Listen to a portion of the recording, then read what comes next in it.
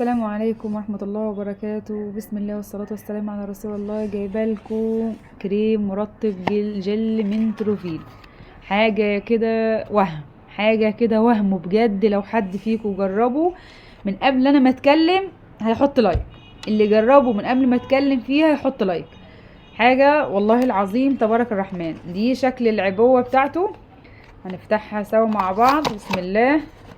انا طبعا فاتحاه ومستخدماه من قبل كده، مش هقول لكم لسه يعني، بس انا بفتحه معاكم عشان بس انا بحتفظ بالعلبه وبالحاجه كده لان ما اصور فيديو وبعد كده بيترموا في الزباله اكيد. بيبقى الشكل ده كده تمام، عشان دي بتبقى هنا. شايفين العلبه نفسها قيمه؟ شايفين كده؟ والله العظيم جميل من اول ما بفتحه، حتى ريحته كمان. اهو الغطا بتاعه عباره عن كده.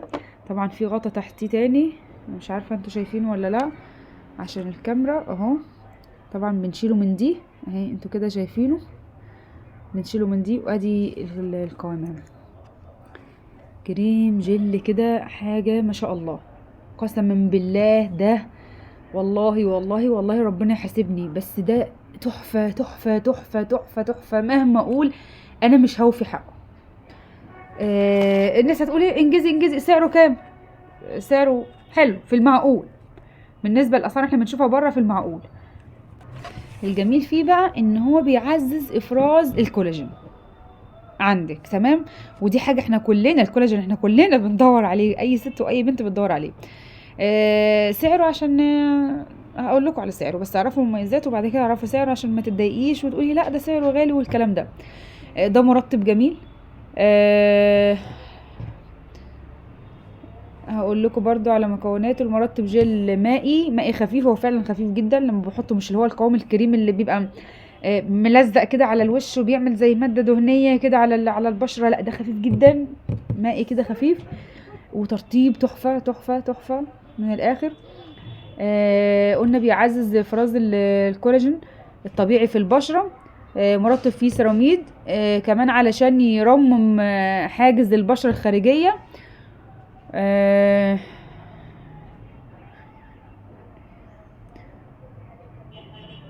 بصي هو سعره، انا بجيب لكم سعره، معلش لحظه. سعره 240 تمام.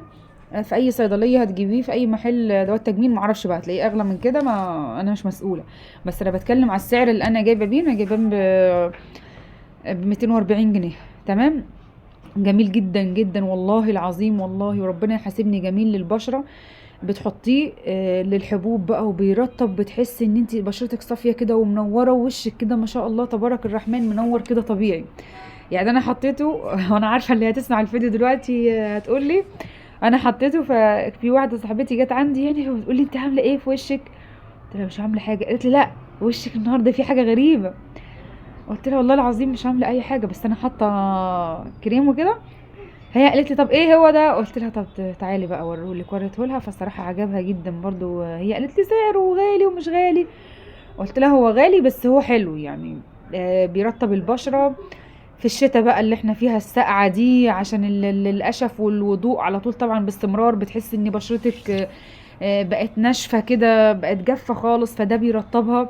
والحاجه احنا عارفين الحاجه اللي هي يعني الغاليه سعرها فيها زي ما بيقولوا كده بجد. فيه وفي حاجات غاليه بتبقى لا مؤاخذه زباله، يعني ما ينفعش ان احنا نستخدمها او بنستخدمها بتدمر بشرتنا اساسا. بس ده والله العظيم كويس، استخدموه. مش عايزه اطول عليكم، استخدموه وادعوا لي. واي حد بيجربه اتمنى ان هو يقول رايه. اي حد بيجرب اي منتج انا بنزله اتمنى ان هو يقول رايه في سلسله المنتجات اللي احنا عاملينها دي كلها. اي فيديو شفتوه لي عن ميك اب، عن غسول، عن عامه الميك اب ماليش فيه، الحاجات اللي هي الفونديشن ومش عارفه ايه، لا ماليش في الحاجات دي خالص. هجيب لكم ممكن كريمات، زيوت، حاجات زي كده، حاجات للشعر، شامبوهات، حاجات روج خفيف يعني، فاهمني؟ انما الحاجات التانية دي لا طبعا ماليش في الكلام ده تمام. اللي مجرب اي منتج انا بنزله اتمنى يكتب في الكومنتات وحش يقول وحش، حلو يقول حلو. ايه الفرق بين التقليد والاصلي؟ طبعا ده انا عايزه اقول لكم على حاجه عشان تعرفوا برضو. بص الغطا بتاعه من جوه بيبقى عامل ازاي. التقليد ما فيهوش الكلام ده. الغطا بتاعه بص من هنا كده، يا رب يظهر. بتمشي ايدك عليه كده بتلاقي حاجات خشنه فيه، تمام؟ يعني مش اللي هو الغطا مسوي، لا، من هنا من على الطرف كده في خشونه، تمام. دي حاجه. بتلاقيه من جوه الغطا بتاعه كده اهو، في غطا تاني من جوه، وليه دي، ليه دي اللي انتوا شايفينها دي. انا مش عايزه اعمل عشان ما يتدلقش الكريم، لان طبعا لو اتدلق انا هزعل جدا جدا جدا. هنا مختوم من جوه، ده اللي هو الاصلي. وليه طبعا الشكل ده. طبعا التقليد ما بتلاقيهوش كده، تمام؟ بتجيبيه اللي هو الشكل دوت، تمام كده اهو. بتجيبي الكريم بالشكل ده، والعلبه بتاعته اهي. هاتوه من اي محل ادوات تجميل. في محلات ادوات تجميل بتبيع حاجات مضروبه كتير، واحنا عارفين الكلام ده، اللي هي بيعملوها تحت السلم، ها، احنا عارفين الكلام ده. فاتمنى لو انت هتجيبي حاجه ممكن تجيبيها من الصيدليه، عشان تتاكدي ان المنتج بتاعك جميل. في الصيدليات طبعا مش هينزلوا حاجات مضروبه، بينزلوا حاجات جميله وحاجات موثوق منها واحنا عارفينها. شكل العبوه من تحت برضه اهو، شايفين مكتوب عليها كل حاجه. اتمنى اللي يجربوا زي ما قلت لكم كده يحطوا لايك، وانا اسفه على الاطاله.